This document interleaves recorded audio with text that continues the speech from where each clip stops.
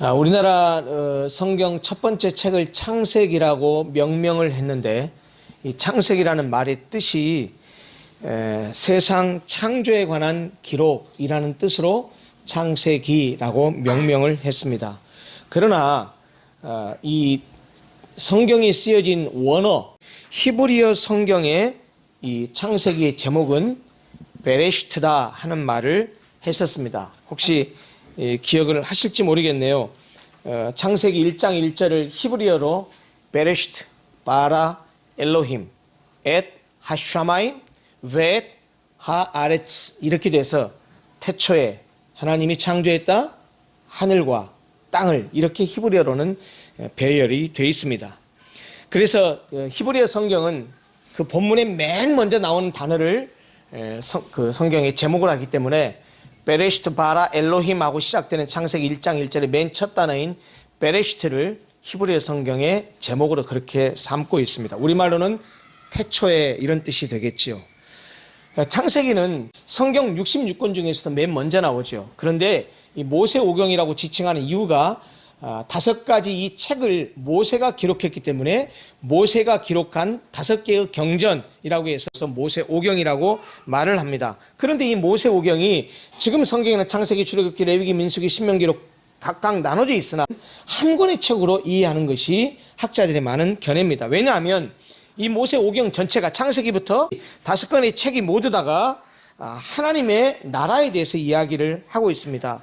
그리고 특별히 하나님과 이스라엘 백성들이, 하나님의 백성들이 베리트라고 했죠. 언약, 히브리어로 베리트라고 하는데, 이 언약을 맺으셔서 어떻게 하나님 나라를 이루어 가시는가 하는 것들에 초점이 맞춰져 있기 때문에 사실은 성경이 5권으로 나눠져 있지만 한 권인 5권, 5권인 한 권, 이렇게 말하는 것이 옳다라는 이야기를 했습니다.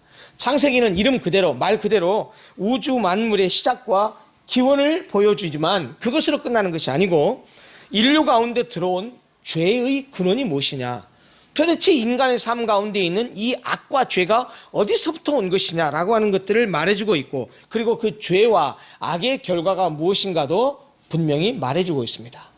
거기서 끝나버렸으면 인간은 비참한 존재일 겁니다. 죄로 인해서 심판을 받아야 되고 죄로 인해서 하나님께 저주받은 삶을 살아야 되는데, 다행스러운 것은 모세오경을 통해서 하나님께서 어떻게 이 파멸 가운데 놓인 인류에게 찾아오시고 어떻게 하나님께서 그 인간들을, 죄에 빠진 인간을 구원하시는가 하는 그 구원의 역사도 펼쳐 보여주고 있습니다. 이런 점에서 창세기는 모든 존재의 기원들, 모든 생명체의 기원들을 밝혀주고 있는 책인 동시에 구원 역사의 시작을 밝혀주고 있는 그런 책이다라고 우리가 이야기할 수가 있습니다. 그래서 지난주에 잠깐 말씀드렸죠. 창세기가 50장까지인데 크게 두 부분으로 나눌 수 있다. 11장까지의 태고사와 12장부터 50장까지 족장사로 나눌 수 있다.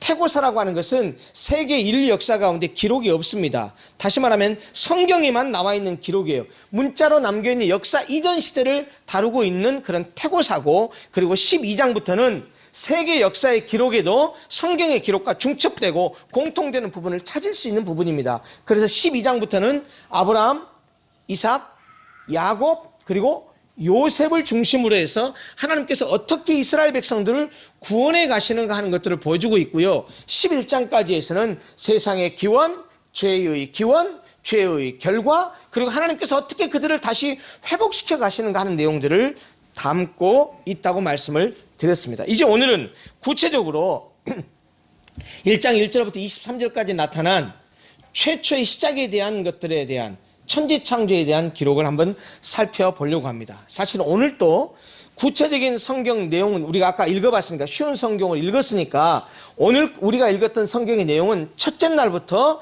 5째 날까지의 창조의 과정입니다.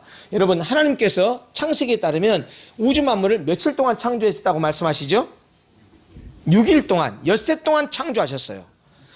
엿새 동안 창조하시고 마지막 7째 되는 날 쉬셨습니다. 안식하셨습니다. 그런데 오늘 제가 이 창세기 본문을 주의하면서 중요한 사실을 여러분들에게 말씀을 드리려고 하는데, 오늘날 대부분의 현대인들이 기독교를 경원시하고 기독교를 이렇게 조금 멀리 배척하려고 하는 이유가 여러 가지가 있는데, 그 중에 하나가 뭐냐면 소위 말하는 기독교를 믿고 있는 사람들이 성경을 대하는 자세 때문과도 관계가 있습니다.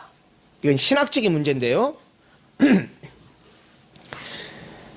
똑같은 텍스트인데 그 텍스트를 어떻게 이해하고 받아들이냐에 따라서 신학적인 태도가 엄청 많이 달라집니다. 자, 우리가 신학교는 아니지만 중요한 몇 가지만 여러분들에게 말씀드릴게요.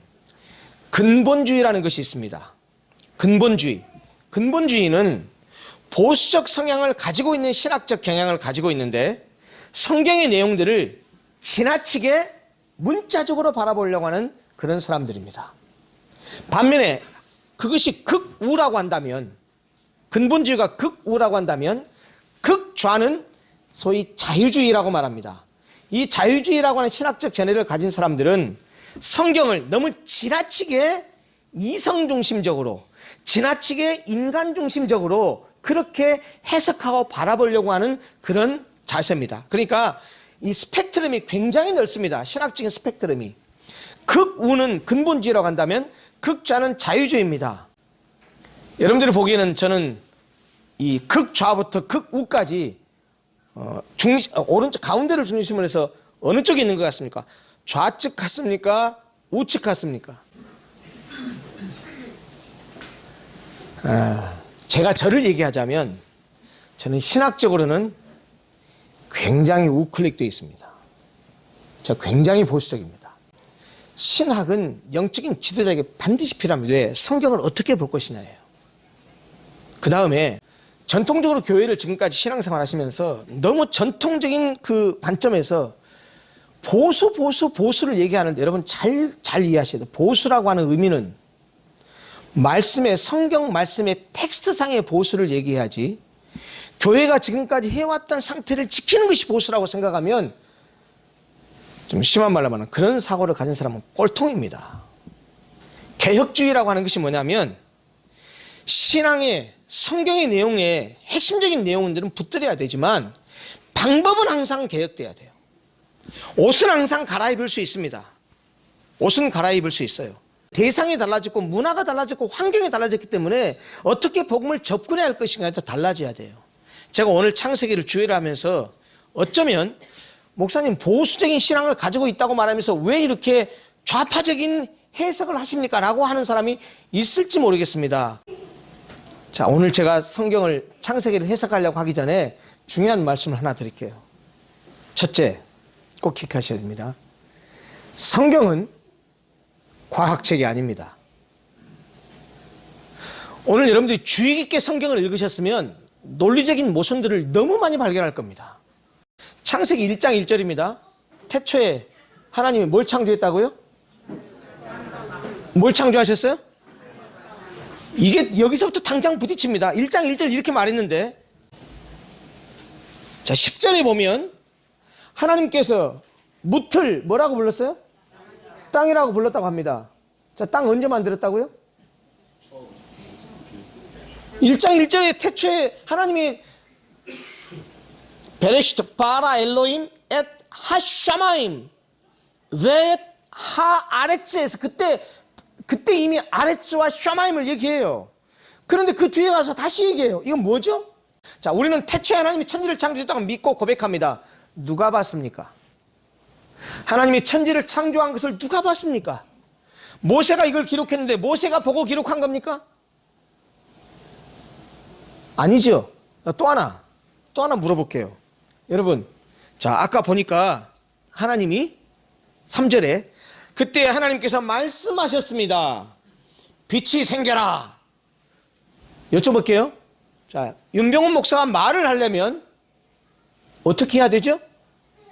제가 목청을 통해서 소리를 발하고 그것이 진동을 통해서 소리의 음파를 통해 가서 여러분들 고막을 때려서 청신경을 통해서 뇌가 인지해서 무슨 소리를 들어서 인식하는 겁니다. 맞죠?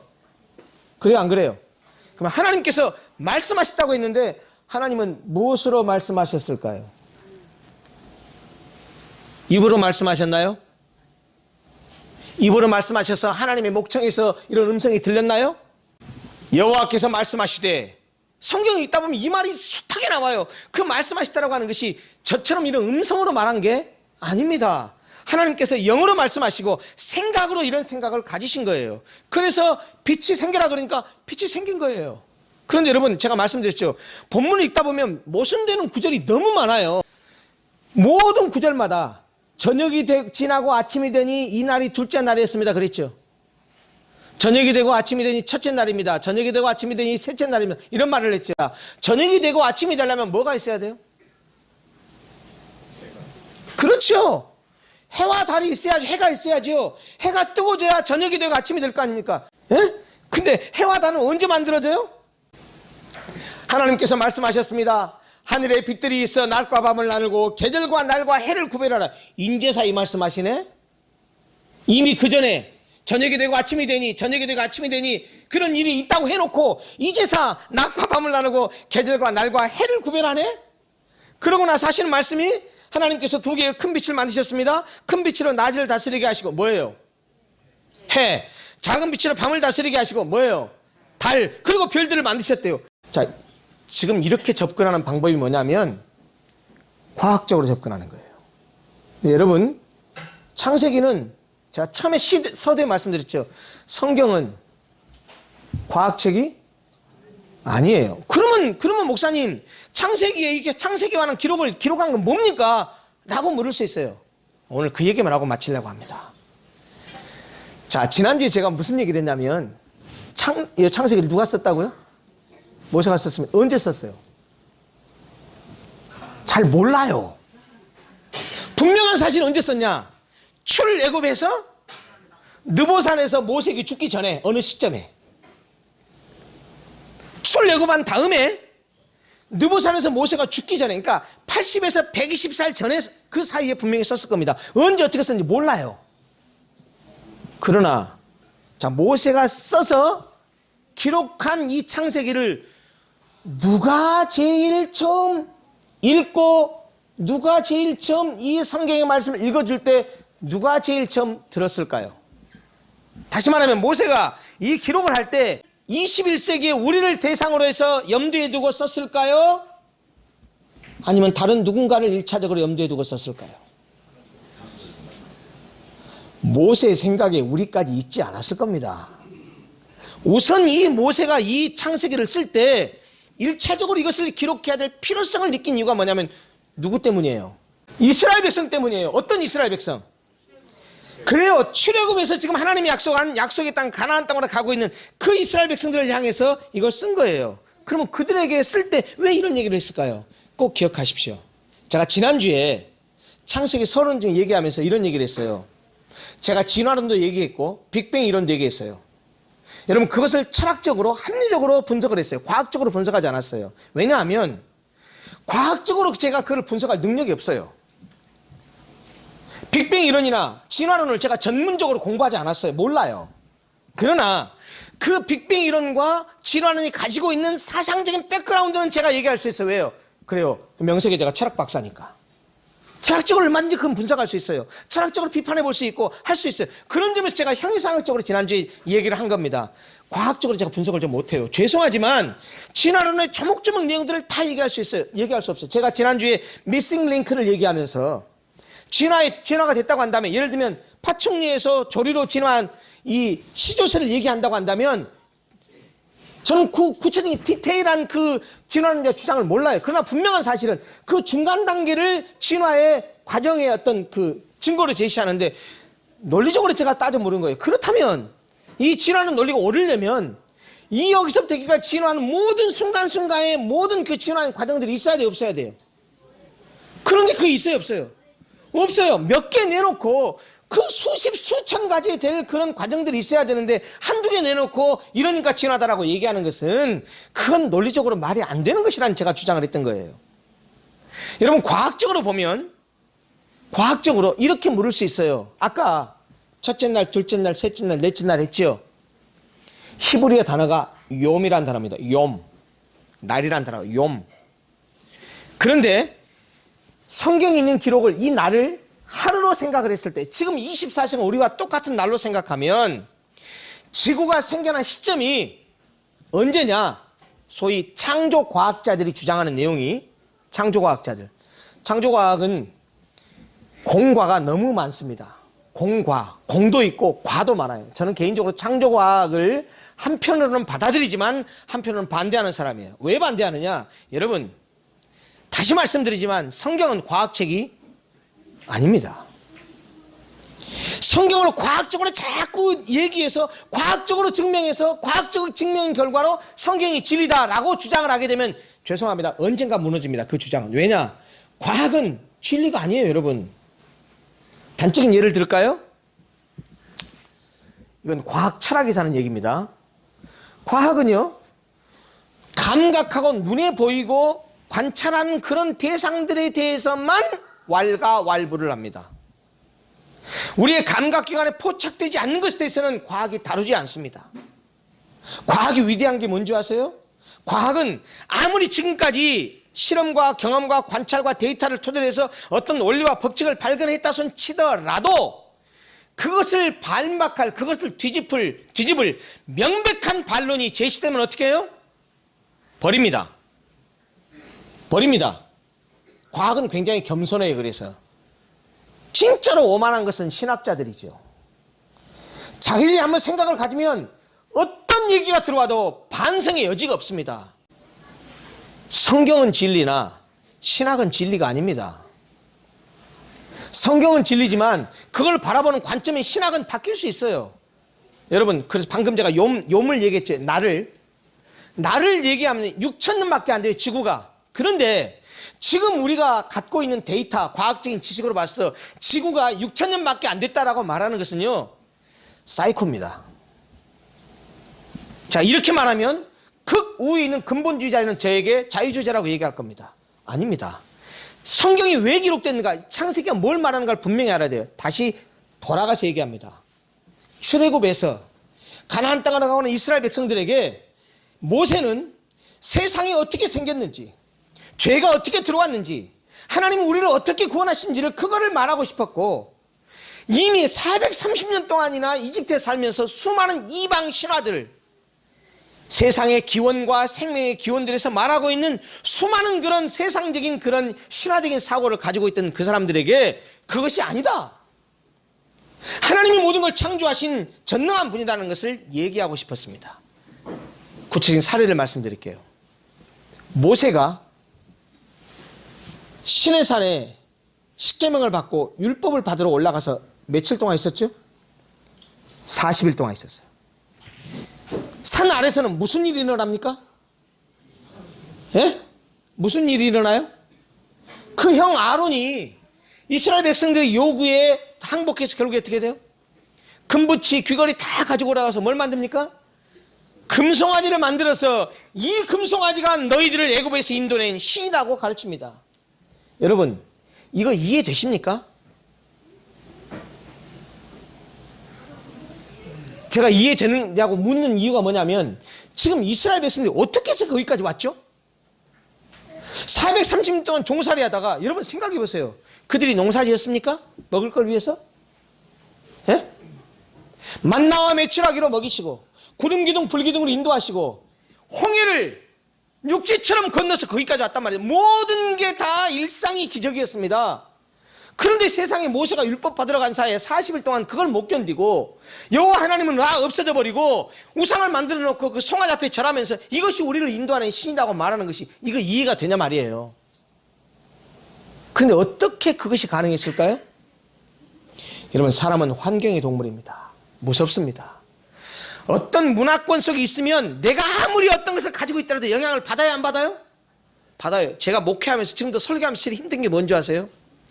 제가 아무리 이렇게 하나님 말씀을 전하고 설교해도 여러분들이 앉아서 그래, 하나님 말씀 이렇게 말씀하시니까 그렇게 살아야지, 내일부터 가서 세상 속에서 그렇게 믿음을 지켜야지, 이게 아니고 설교 들으면서 목사님 웃기지 마세요. 세상 나가서 살려면 그렇게 살면 못 삽니다. 그 왜 그런지 저 이해해요. 왜 그런지 아세요? 자, 일주일 7일 가운데 설교를 듣고 예배를 드리고 성경을 읽고 기도하는 시간이 세상 속에서 안 믿는 사람과 함께 지내는 시간과 시간적으로 비교해 보세요. 잽이나 됩니까? 여러분, 우리 주일학교 어린이들 일주일 동안 1시간, 1시간이 뭐예요? 1시간도 안 돼요. 그런데 아이들은 세상에 나가서 뭐예요? 학원 가지, 학교 가지, 들려오는 모든 것들이 하나님 말씀 듣습니까? 아니란 말이에요. 그러면 아무리 성경을 가르치고 얘기를 해도 저들이 영향을 받는 것은 뭐가 더 많이 받아요? 세상 영향을 많이 받아요. 여러분도 마찬가지예요. 오늘 이렇게 예배드리고 흩어지지만 나가면 일주일 동안 살다 보면 많은 것들의 영향을 받다 보면 제가 설교하는 이 성경 말씀은 아이고 웃기고 있네. 그거 가지고 못 살아요. 이렇게 듣는단 말이에요. 그 이유가 뭐냐? 환경 때문이에요. 이스라엘 백성이 430년 동안 그렇게 살아와서 온통 머릿속에 자기들이 이스라엘 백성이고 하나님 백성이라는 사실을 알고는 있었으나 신앙을 지킬 만한 환경이 안 됐기 때문에 이미 이방 신에 대한, 이방 신화에 대한, 이방 사람들이 말하는 여러 가지 세상이 어떻게 생겼는가를 많이 듣고 있었어요. 그래서 모세가 그게 아니다. 세상의 시작은 하나님으로부터 시작됐다. 하나님이 온 우주의 중심이다라고 하는 사실을 말하고 싶었던 거예요. 그러니까 과학적인 얘기를 하고 싶었던 것이 아니에요. 또 하나, 창세기를 전문적으로 연구한 학자들은 아까 제가 말씀드렸잖아요. 논리적으로 모순처럼 보여요. 그래서 사실 그 해와 달과 별들도 넷째 날이라고 되어 있지만 이미 빛을 창조하신 그날, 첫날에 물도 첫날에 창조하신 걸로 보고 뒤에는 질서를 잡는 것으로 그렇게 이해를 해요. 그래서 겉으로 보이는 것과 달리 하나님께서 창조하신 것으로 다 얘기해요. 그런데 중요한 건 뭐냐면 여기에 나와 있는 모든 내용들을 뭐가 창조됐다고 말하는 것은 대부분 이방 사람들이 신으로 섬기는 겁니다. 그 전형적인 예가 뭐냐면 해와 달과 별과 땅과 하늘과 물입니다. 이방 사람들은 전부 다 그것들을 뭘로 봐요? 신으로 섬겼어요. 그런데 창세기는 뭐라고 선언해요? 이건 그 신이 아니고 다 뭐다? 하나님이 창조하신 것이다라는 얘기를 하고 있어요. 여러분, 그러니 앞으로 창세기를 읽으실 때, 이해해 가실 때, 앞으로 우리가 이해해 가실 때, 특별히 창조 기록에 대한 첫째 날, 둘째 날, 셋째 날, 넷째 날, 다섯째 날, 이거를 오늘날에 24시간로 바라보려고 하지 마십시오. 이 말을 꼭 기억하십시오. 저도 몰라요. 저 모릅니다. 아까 얘기했잖아요. 까도 답이 안 나와요. 분명하게 이해할 수는 있습니다. 모든 존재의 근원은, 생명체의 근원은, 우주의 시작은 누구로부터 시작됐다?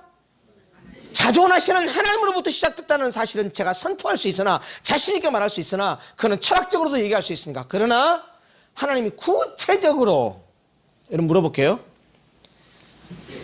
베레시트 바라 엘로힘 했을 때, 태초에 하나님이 창조했다고 했을 때, 천지를 창조했을 때 물어볼게요. 하나님이 천지를 어떻게 창조했을까요? 자, 창조하는 프로세스를 얘기해 보세요. 자, 이 물컵을 만들려면 어떻게 해요?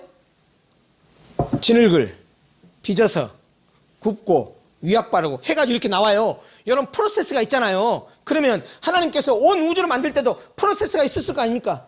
이해되세요? 그러면 하나님께서 하늘과 땅과 바다와 물과 물고기와 짐승과 이걸 어떻게 만드셨을까요? 동화에 나오듯이 뭘 갖다 놓으면 갑자기 샥 뭐가 생겼을까요? 저 몰라요. 그 과정은 뭔지 몰라요. 분명한 사실은 뭐예요? 온 우주 만물이 누구로부터 생성됐다고요? 하나님으로부터 생성됐다는 사실을 이야기하고 있는 것입니다. 그러니까 여러분, 앞으로 창세기 특별히 창조에 관한 기록을 읽으실 때 이 말씀하라고 오늘 설교를 마무리할게요. 두 가지 점에 초점을 맞추십시오. 오늘 사실 본문에 계속해서 패턴이 있어요. 이 패턴이 굉장히 중요해요. 오히려 디테일한 내용보다는 패턴이 더 중요해요. 하나님께서 말씀하십니다. 말씀하시면 이루어집니다. 그 다음 하나님의 선언이 뭐냐면 보시기에 좋았더랍니다. 하나님이 말씀하시면 순종해서 이루어지고 그것에서 하나님께서 좋았다고 말합니다. 두 번째, 유의있게 보십시오. 성경 본문에 보면 생명체를 만들 때, 동물을 만들 때도, 식물을 만들 때도 각기 종류대로라는 말을 계속합니다. 보십시오. 21절에도 하나님께서 커다란 바다짐승과 물에서 움직이는 생물과 날개 달린 새를 이런 것을 창조하셨는데 어떻게 창조했어요?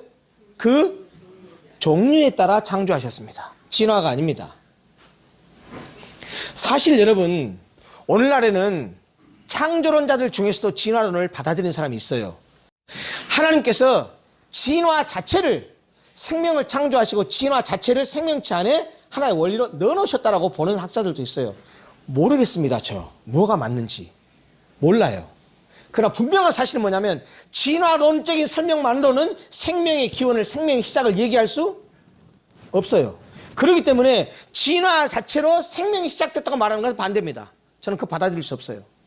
생명의 시작은, 온 우주의 시작은 누가 만드셨어요? 하나님이 무에서 유를 창조하셨어요. 그 이후의 과정은 구체적으로 하나님 어떻게 창조해 몰라요. 아까 말하는 그 욤이라는 것도 학자들의 해석이 굉장히 다양합니다. 그 욤을 24시간 하루로 해석하면 아까도 말씀드렸지만 지구가 6,000년 전에 탄생했다고 말해요. 이것을 과학자들은, 소위 창조과학자들이 많이 얘기하는데 젊은 지구론이라고 말합니다. 지구가 그렇게 젊다고 말해요. 방사성 탄소 동위원소 얘기를 하고 별 얘기를 하는, 저는 그게 전문가가 아니기 때문에 그걸 비판할 능력이 없어요. 그런데 지금 우리가 가지고 있는 여러 가지 과학적 사실을 비춰봤을 때 6,000년밖에 안 됐다라고 말하는 것은 받아들이기 어려워요. 합리적으로. 그러면 어떻게 하느냐? 이렇게 보는 학자들이 있어요. 하루를 저녁이 되고 아침이 되니를 우리 24시간을 보지 않고 어떤 사람들은 하나의 큰 시기로 보는 사람도 있어요. 예를 들면 뭐 쥐라기, 백악기 할 때 그 기로 보는 사람도 있어요. 그건 모르겠습니다. 몰라요. 저는 그렇게 해석이 가능할지는 모르나 어떤 것이 맞는지 모르겠어요. 분명한 사실은 뭐냐면 어느 시점에, 아무것도 없는 시점에 하나님께서 무에서 유로 창조하셨다는 사실만큼은 우리가 부정할 수가 없고, 우리에게 은혜 주시고 우리를 구원하시고 우리를 죄악 가운데서 구원하시고 오늘 또 우리에게 은혜 주시는 그분이 바로 천지를 창조하신 그 하나님이라는 사실은 우리가 가져야 될 중요한 믿음의 사실이라는 사실을 잊어서는 안 됩니다. 여러분, 그러니까 성경을 볼 때, 특별히 창세기를 볼 때 지나치게 과학적 관점으로 보려고 하지 마십시오. 답 안 나옵니다. 까도 답 안 나옵니다. 왜? 중요한 사실. 여러분 생각해 보십시오. 모세가 이것을 기록했을 때 모세가 지구의 자전 공전을 알았을까요? 몰랐을까요? 예? 알 택이 있습니까? 예? 그냥 그 당시의 사람은 눈에 보이는 대로, 관찰되는 대로 감동으로 쓴 것이지. 그러니까 지금의 세계관으로 보면 이해 안 되는 구절이 있어요, 없어요? 있어요. 그러니까 성경은 거짓이다. 그러니까 성경은 믿지 못하다. 여러분 정말 그거, 우리나라 그 단군 신화 있죠. 단군 신화. 단군 신화를 사실로 받아들이는 사람 없죠. 이렇게 얘기하면, 목사님, 그럼 목사님도 이 창세기 요것도 단군 신화처럼 보는 겁니까? 아니요, 저 그렇게 안 봐요. 여기에 있는 내용들을 과학적인 잣대로 보는 것은 그건 반대합니다. 그러나 분명한 사실은 뭐냐면 창세기가 말하고 싶은 것은 너희를 애굽 땅에서 불러낸 그분이 천지를 창조하신 하나님이요 모든 것의 근원이신 분이다. 그러니 헛된 것들, 세상의 헛된 것들 쫓아가지 말고 헛된 것들 따라가지 말아라. 그것이 창세기의 창조교육의 가장 중요한 초점이라는 사실을 잊으면 안 됩니다. 여러분, 창세기를 읽으시면서 들여다보면 논리적으로 안 맞는 구절이 많아요.